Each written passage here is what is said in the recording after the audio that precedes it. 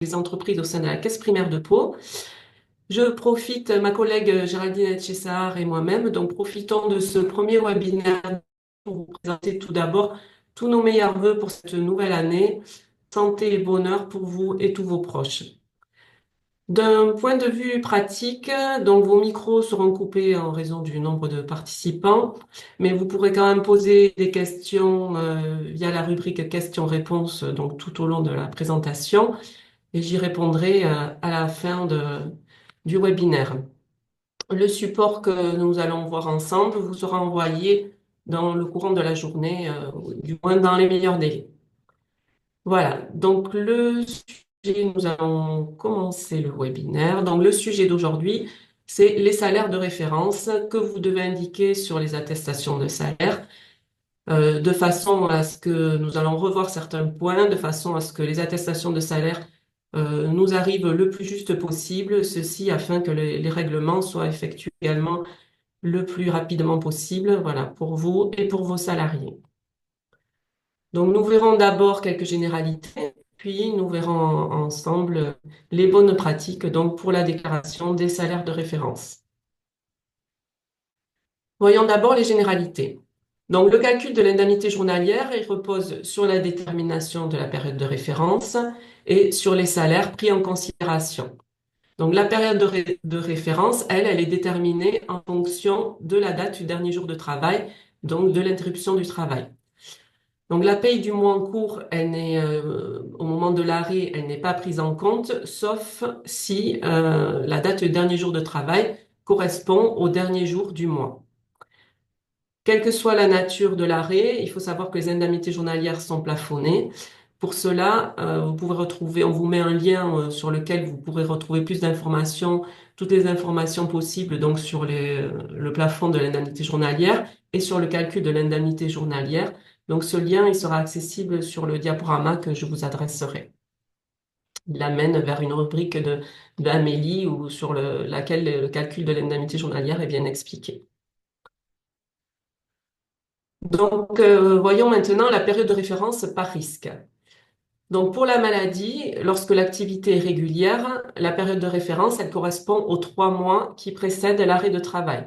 En maladie, vous devez indiquer les salaires bruts soumis à cotisation des 3 mois qui précèdent l'arrêt de travail. En maternité, paternité, vous devez indiquer les salaires nets des 3 mois qui précèdent l'arrêt de travail. Mais quand on parle de salaire net, on ne parle pas du net à payer qui est en bas du bulletin de salaire. On parle du brut soumis à cotisation que vous auriez déclaré sur une attestation maladie, moins auquel on déduit un taux de charge forfaitaire de 21%. Donc ça revient à prendre le brut multiplié par 0,79. Ça vous donne le salaire net que vous devez indiquer en cas de déclaration sur une attestation maladie-maternité. Pour une activité irrégulière ou discontinue, en maladie, le calcul de l'IJ se fait sur les 12 salaires qui précèdent, les 12 mois qui précèdent l'arrêt de travail. De même, en maternité, paternité, ce sont également les 12 mois qui précèdent l'arrêt de travail. Mais là, toujours pareil, on déclare le salaire net, enfin, le net pour nous, donc c'est le brut, moins le taux de charge forfaitaire de 21%. Donc en DSN, tout est facile et automatique puisque vous n'avez pas à réfléchir sur les salaires, c'est le système qui va les récupérer lui-même. Donc pour rappel, à la base, vous enregistrez tout dans votre logiciel de paye. Tous les mois, vous envoyez les DSN mensuels. Lorsque un salarié est en situation d'arrêt de travail, vous allez effectuer un signalement d'arrêt de travail sur lequel vous n'indiquerez donc que des éléments de date, enfin vous indiquerez la date du dernier jour de travail. Vous choisirez le risque si c'est maladie, maternité ou accident de travail, maladie professionnelle, et vous indiquerez les dates de subrogation s'il y a lieu. Et ensuite, lorsque vous envoyez le signalement d'arrêt de travail, c'est le système qui va aller récupérer tous les éléments concernant les salaires et les heures travaillées de votre salarié dans les DSN mensuels. Et la rencontre des deux va permettre l'élaboration de l'attestation de salaire qui sera reçue en caisse donc, et traitée par l'assurance maladie pour le règlement des indemnités journalières. Donc, en cas d'erreur, vous pouvez effectuer en DSN un signalement annulaire en place qui nous produit à nous une attestation de salaire qui est cochée rectificative. Voilà. Il est très important, nous allons le revoir plus tard, mais si vous voulez corriger un élément qui a déjà été déclaré, il faut impérativement faire en DSN une annule et remplace. Donc, sur Net Entreprise, si vous réalisez l'attestation de salaire sur Net Entreprise, les salaires, ils doivent être complétés manuellement à l'étape 5. Là, de même, si vous souhaitez corriger une déclaration que vous avez déjà envoyée, vous devez effectuer une attestation de salaire rectificative. Pour cela, il faut cocher attestation de salaire rectificative à l'étape 4. Il y a un petit carré en haut, ici, à l'étape 4, voilà, qu'il faut cocher pour que nous, on reçoive l'attestation cochée rectificative. Que ce soit en DSN ou sur Net Entreprise, vous devez effectuer votre déclaration dès réception d'un arrêt de travail initial d'au moins un jour, à chaque changement de risque, maladie, maternité, accident de travail, et pour chaque période en cas de fractionnement du congé paternité. Si vous ne pratiquez pas la subrogation, vous devez effectuer, enfin, on vous suggère, on vous conseille plutôt d'effectuer votre déclaration dans les 5 jours qui suivent après avoir eu connaissance de l'arrêt de travail. Voilà, ceci, si vous ne pratiquez pas la subrogation, on vous demande 5 jours afin de ne pas pénaliser, enfin, de ne pas voilà, pénaliser oui, la situation financière de vos salariés.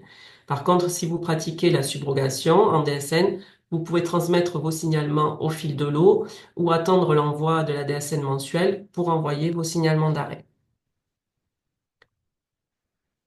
En DSN ou sur Net Entreprise. Donc, si la CPAM vous y invite ou si vous constatez une erreur, vous avez la possibilité d'effectuer un signalement, donc annuler remplace en DSN, comme je vous l'ai dit tout à l'heure, ou une attestation de salaire rectificative sur Net Entreprise.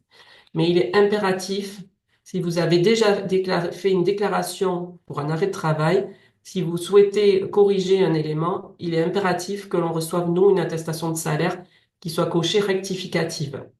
Sinon, elle ne sera pas traitée par l'assurance maladie. Voilà. Pour un même arrêt de travail, si on reçoit 2 attestations de salaire et qu'aucune n'est cochée attestation rectificative, la première va être traitée, la deuxième ne sera pas prise en considération. Par contre, si on reçoit une nouvelle attestation cochée rectificative, dans ce cas-là, on saura que ce seront les données de cette dernière dont on doit tenir compte. Voilà, elle sera traitée. Voyons à présent les bonnes pratiques sur les salaires de référence. Alors, comment faire une déclaration de salaire sur Net Entreprise en maladie? Donc, vous avez ici le reflet d'un bulletin de salaire. Donc, le montant que vous devez indiquer pour faire une déclaration en maladie, c'est le salaire brut soumis à cotisation. Donc, c'est le salaire brut qui est soumis aux cotisations de sécurité sociale. Alors, j'insiste bien sur le soumis à cotisation parce que vous voyez ici, dans notre exemple, le salaire brut, il est égal au salaire brut soumis à cotisation. Mais il arrive parfois que certains éléments qui constituent le salaire brut ne soient pas soumis à cotisation. Dans ce cas-là, le montant est différent. Et vous, à partir du moment où un élément n'est pas soumis à cotisation, il ne doit pas donner lieu au règlement d'indemnité journalière. Enfin, on ne peut pas baser le calcul des indemnités journalières dessus. Donc, il faut vraiment déclarer le brut soumis à cotisation. Donc, pour la maladie, vous devez cocher brut et indiquer donc ce salaire brut, toujours pareil, je répète, soumis à cotisation. Scène, tout est automatique. Vous n'avez pas à réfléchir là-dessus. C'est le système, comme je vous l'ai dit, qui va le récupérer automatiquement. En maternité, donc toujours pareil, vous prenez le salaire brut soumis à cotisation, à ce salaire brut, vous déduisez le taux de charge forfaitaire de 21% et le montant obtenu, vous le déclarez donc sur Net Entreprise en ayant coché réduit. Pour maternité, paternité, il faut cocher réduit et indiquer le salaire brut moins 21%. Et donc encore une fois, ce n'est pas, vous voyez que ça ne correspond pas au net à payer. En DSN, voilà, les 21%, ils sont déduits automatiquement par le système. Voyons à présent le cas du salaire établi. Donc, dans le cas où le salarié n'a pas travaillé de façon continue pendant la période de référence, donc certaines absences peuvent être rétablies, c'est-à-dire le salaire de votre salarié peut être reconstitué en fonction de façon reconstitué comme il aurait perçu s'il avait travaillé normalement en fonction, toujours pareil, de son contrat de travail. Donc, s'il a un contrat de travail à temps partiel, vous devez établir son salaire à hauteur de son contrat de travail à temps partiel. Donc, dans certaines situations, vous pouvez rétablir le salaire. C'est le cas donc de la nouvelle embauche. On va le voir un peu plus en détail après. Dans ce cas-là, vous devez rétablir uniquement le mois de l'embauche. Vous pouvez rétablir le salaire en cas d'arrêt si la période de référence a été minorée par un arrêt maladie, maternité, paternité, accident de travail. En cas de chômage partiel ou involontaire, lorsque le salarié a eu congé non payé mais qui était autorisé par l'employeur, c'est le cas du congé sans solde ou d'une grève. Et aussi, vous pouvez le rétablir en cas de fermeture de l'établissement à la disposition du reste de votre salarié. En revanche, il y a des situations qui ne donnent pas lieu à l'établissement du salaire. C'est le cas, par exemple, d'une absence injustifiée, c'est-à-dire une absence non payée et qui n'a pas été autorisée par l'employeur. Dans ce cas-là, vous ne devez pas la rétablir.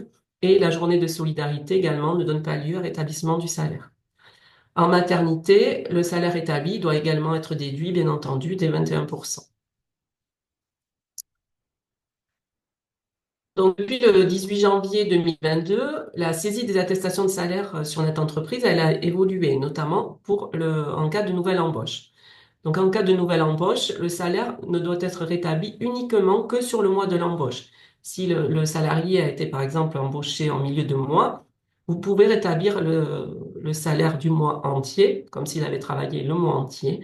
Mais par contre, pour les autres mois de la période de référence pour lesquels il n'a pas travaillé ou il n'était pas sous contrat dans votre entreprise, vous devez indiquer le salaire à zéro. Donc, sur le premier écran des salaires, quand vous faites l'attestation de salaire sur Net Entreprise, donc sur le premier écran des salaires, vous indiquerez les salaires qu'il a réellement perçus. Donc, zéro pour les mois où il n'était pas chez vous et le salaire perçu, le brut soumis à cotisation pour le mois de l'embauche. Et sur le deuxième écran des salaires sur lequel vous devez indiquer les salaires établis, vous indiquerez pour les mois à zéro, donc le motif nouvelle embauche, en mettant toujours zéro au salaire établi également. Et pour le mois qui a été incomplet, le mois de l'embauche, vous mettrez toujours le motif nouvelle embauche en indiquant le salaire établi, c'est-à-dire le salaire qu'il aurait perçu s'il avait travaillé le mois complet. Sachez une chose en cas de nouvelle embauche, donc si vous pratiquez la subrogation, sachez surtout que vous ne percevrez que la valeur de l'IJ calculée sur les salaires perçus dans votre entreprise. La valeur de l'IJ, la part de l'IJ calculée sur des salaires que le salarié aurait perçus chez un autre employeur, elle sera versée automatiquement à votre salarié. Voilà. Vous-même, si vous avez demandé la subrogation, vous ne pourrez percevoir que la partie de l'IJ calculée sur des salaires de votre entreprise. En DSN, toujours pareil, tout est automatique, les salaires établis, donc sont retranscrits sur l'attestation de salaire en fonction de ce que vous aurez paramétré sur le logiciel de paye. Alors, voyons à présent la saisie sur Net Entreprise de la perte de salaire du temps partiel thérapeutique en maladie. Donc, vous savez que si votre salarié est en temps partiel thérapeutique, vous devez déclarer sa perte de salaire. La perte de salaire, elle n'est autre que c'est égal au salaire habituel, c'est-à-dire le salaire qu'il aurait perçu s'il avait travaillé le mois complet. Vous déduisez à ce salaire le salaire qu'il a perçu pour la période réellement travaillée, et cela vous donne la perte de salaire que vous devez nous déclarer. Alors, la perte de salaire, vous devez déclarer impérativement la perte de salaire en fonction de ce qui est prescrit par le médecin. C'est-à-dire, si le temps partiel thérapeutique commence en milieu de mois, par exemple votre salarié a un temps partiel thérapeutique prescrit du 19 mars au 30 avril, pour la période, donc les pertes de salaire doivent être déclarées à terme échu, mois par mois. Pour la période du mois de mars, vous devrez indiquer précisément ou calculer précisément la perte de salaire pour la période du 19 mars au 31 mars et non du 1er au 31 mars. Il faudra vraiment se caler à la prescription qui est dans mon exemple du 19 mars au 31 mars.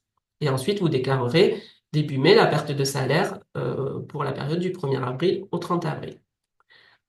Donc, en cas de congé payé au cours de la période de temps partiel thérapeutique, les congés payés, vous les payez, vous, normalement, à votre salarié. Donc, ça ne peut pas être cumulé avec l'IJ pour temps partiel thérapeutique. Donc, il faut impérativement découper les périodes lors de votre saisie.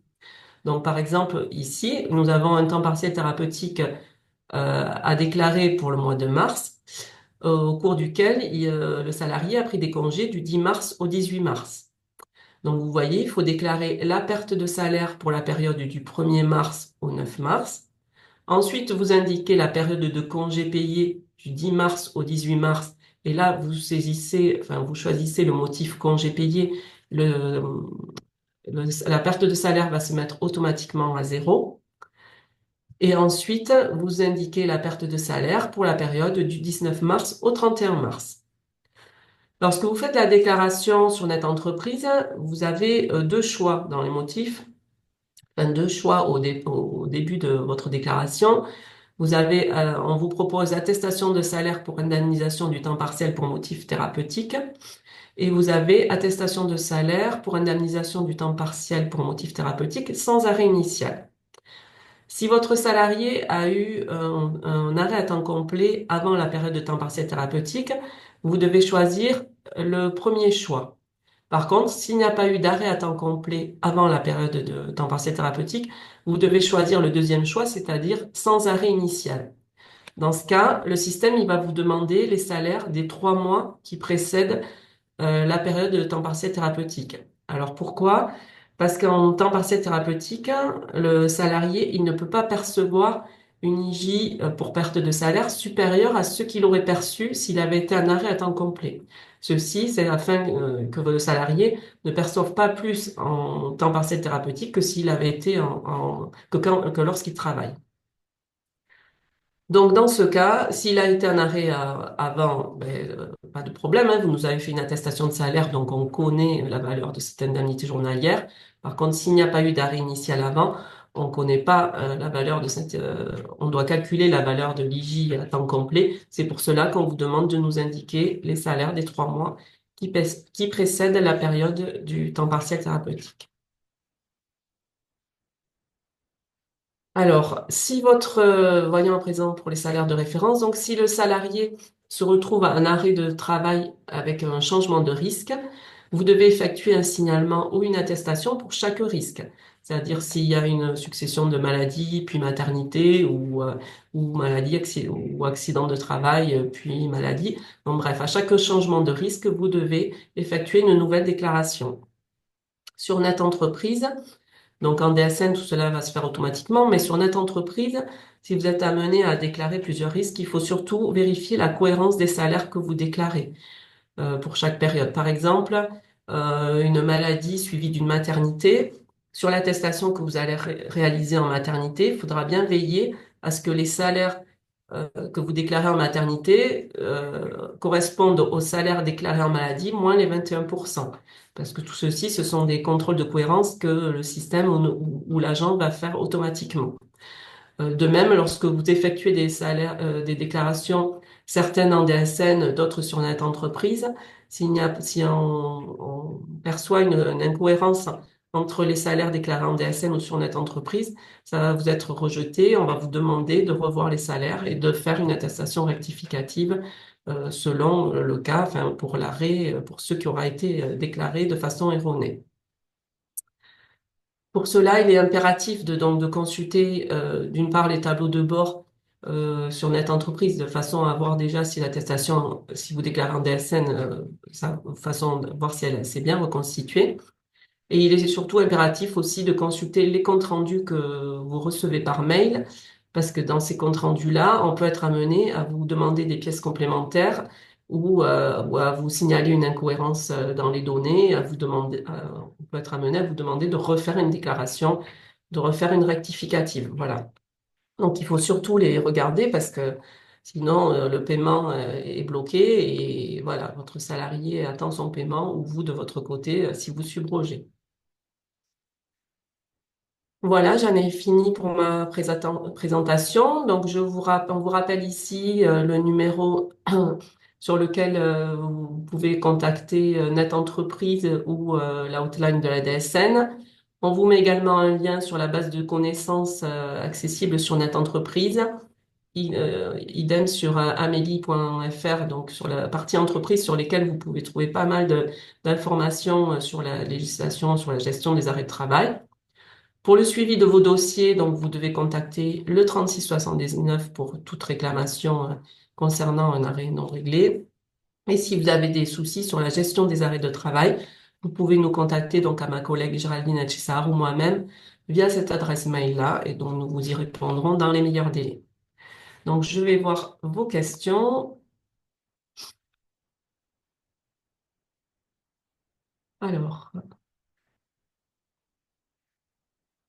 donc doit-on prendre la PSC, participation mutuelle, dans le salaire brut, sachant qu'il n'est soumis qu'à la CSG et à la RDS? Non, justement, la participation mutuelle, c'est la prévoyance, donc la mutuelle, si elle n'est pas soumise aux cotisations de sécurité sociale, vous devez pas la déclarer pour le paiement des indemnités journalières. Il faut vraiment prendre le brut soumis aux cotisations de sécurité sociale. En temps partiel thérapeutique, quand il y a subrogation de l'employeur, devons-nous également faire ce calcul de perte de salaire? Alors, non, la perte de salaire, comme je vous le disais, donc ça c'est vous qui connaissez en fonction des règles comptables, mais vous devez vraiment prendre ce qu'il aurait perçu réellement s'il avait travaillé le mois complet, moins ce qu'il a perçu du fait de son activité à temps partiel thérapeutique. Dans la fonction publique, nous avons dans la fonction publique, nous avons des contractuels avec des congés imposés, 6 juillet au 31 août. Comment traiter un temps partiel thérapeutique qui couvre en totalité cette période? Mais dans ce cas, si le salarié est en temps partiel thérapeutique durant toute cette période-là, il faudra nous indiquer si le salarié est vraiment payé en congé payé sur cette période-là, vous indiquerez la période à zéro. Admettons qu'il est en temps partiel thérapeutique du 6 juillet précisément au 31 août, ou admettons du 1er juillet au 31 août. Vous allez déclarer la perte de salaire pour la période du 1er juillet au 5 juillet. Du 6 juillet au 31 juillet, vous mettrez zéro avec le motif congé payé. Et vous déclarerez la période du 1er août au 31 août en mettant le motif congé payé à zéro également.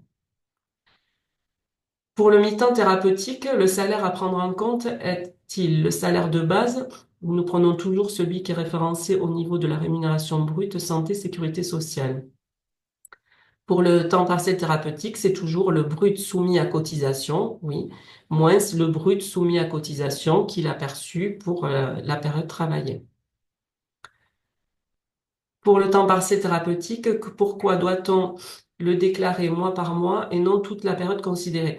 Alors ça, c'est comme vous voulez. Euh, si vous si vous souhaitez, enfin vous voulez dire, j'imagine, si la période, par exemple, un temps partiel thérapeutique du 1er mars au 31 août, admettons.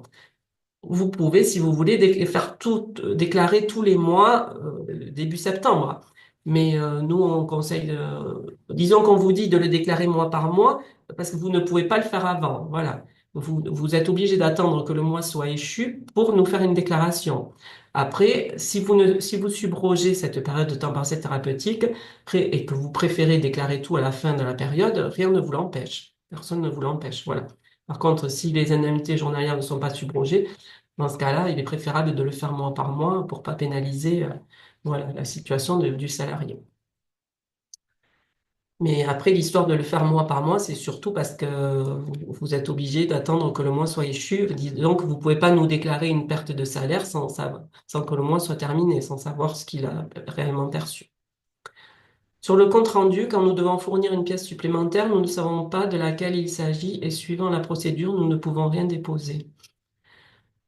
Euh,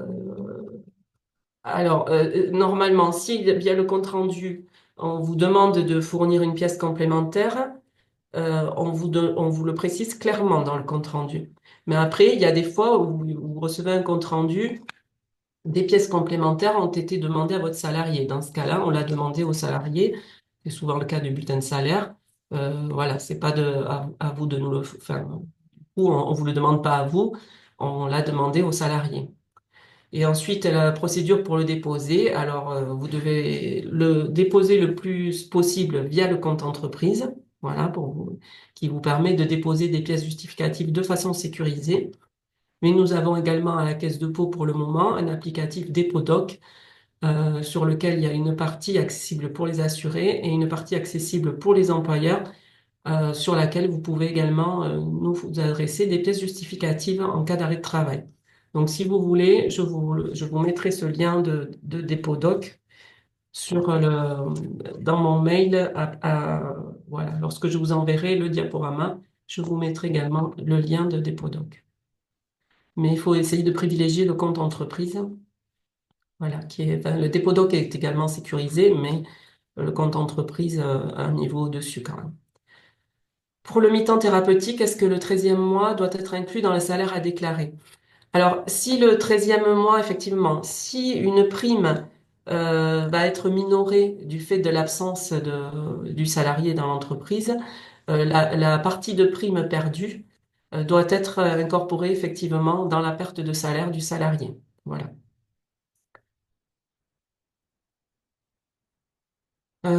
Pour déclarer les salaires pour les attestations maladie, si le salarié a eu maintien avec subrogation, on déclare les salaires bruts sans déduction des IJSS bruts. Alors, pour déclarer les salaires pour les attestations maladie, si le salarié a un maintien avec subrogation, on déclare les salaires bruts sans déduction. Oui, si vous voulez, s'il y a eu un maintien avec subrogation, si le brut soumis à cotisation n'a pas été minoré, vous devez indiquer le salaire brut. Enfin, si j'ai bien compris, hein. Sinon, si je ne réponds pas bien à une question, si je n'ai pas bien compris, voilà, n'hésitez pas ensuite à nous envoyer à l'issue du webinaire un message. On s'appelle ou on peut s'appeler ensuite pour y répondre plus concrètement. Étant annualisé pour un salarié en arrêt courant février, doit-on indiquer dans le salaire de référence le montant des heures supplémentaires réglées sur le bulletin de janvier de l'année suivante? Alors, étant annualisé pour un salarié en arrêt courant février, doit-on indiquer dans le salaire de référence le montant des heures supplémentaires réglées sur le bulletin de... Alors oui, en maladie, maternité, paternité, vous devez déclarer le salaire qui a été réellement réglé durant la période de référence. Par exemple, donc si le mois de janvier fait partie de la période de référence, et même si au mois de janvier il a eu plein de régularisations, vous devez indiquer réellement le brut qu'il a perçu. Voilà, et on prend ce qui a été réglé. Un AT, ça peut être un petit peu différent. S'il a eu un complément de salaire, mais je ne trouve pas le terme. C'est pas le complément c'est pas un complément de salaire, une régularisation de salaire, voilà. En janvier, qui se rapporte à d'autres mois de l'année. S'il n'a pas habituellement une régularisation tous les mois, cette régularisation, elle doit être considérée comme une prime. Et donc, dans ce cas-là, elle serait pas prise en compte sur le mois de référence de janvier, mais sur le mois de février. Enfin, elle doit être en maladie, maternité, vous le prenez réellement dans le brut à déclarer. En AT, si c'est un rappel de salaire exceptionnel, il doit être considéré comme une prime et donc être mis à part dans le cadre prévu à cet effet, donc dans le cadre où vous inscrivez le montant des primes. Voilà. La législation est un peu compliquée, un peu différente des fois selon les risques. Donc, j'en ai fini visiblement avec les questions. Écoutez, si vous en avez d'autres de toute façon, n'hésitez pas à nous les faire via l'adresse mail. Donc, nous vous indiquons à la fin de ce diaporama, donc qui va vous être envoyé. Écoutez, je vous remercie beaucoup pour votre participation. Si à la fin, lorsque vous allez clôturer ce diaporama, normalement, une petite enquête de satisfaction devrait apparaître. Je vous remercie de bien vouloir la compléter. Ça nous aidera à nous améliorer pour de prochains webinaires. Je vois que j'ai une nouvelle question. Donc, pouvez-vous nous transmettre la procédure pour déclarer les congés paternité? Oui, je vous mettrai également, si vous souhaitez, des compléments sur les congés paternité. On peut également vous le transmettre. Si vous avez une question précise, toujours pareil, hein, n'hésitez pas à nous contacter. Une autre question, les primes versées dans le brut pour lesquelles le salarié cotise doivent être intégrées dans le salaire de référence. Oui, oui, tout à fait. S'il y a des salaires dans tout ce que je vous disais tout à l'heure, les primes donc soumises à cotisation en maladie, maternité, euh, vous les prenez sur le salaire de référence. Elles doivent être incluses dans le salaire de référence. Vous les prenez telles que en AT. Si elles doivent être déclarées à part. Voilà. Mais en maladie, maternité, elles sont incluses, on les prend telles que dans le salaire du mois où elles ont été réglées. Voilà, mais écoutez, je vois qu'il n'y a plus de questions. Merci encore pour votre participation et je vous dis à bientôt pour de prochains webinaires. Bonne journée et encore très bonne année. Au revoir.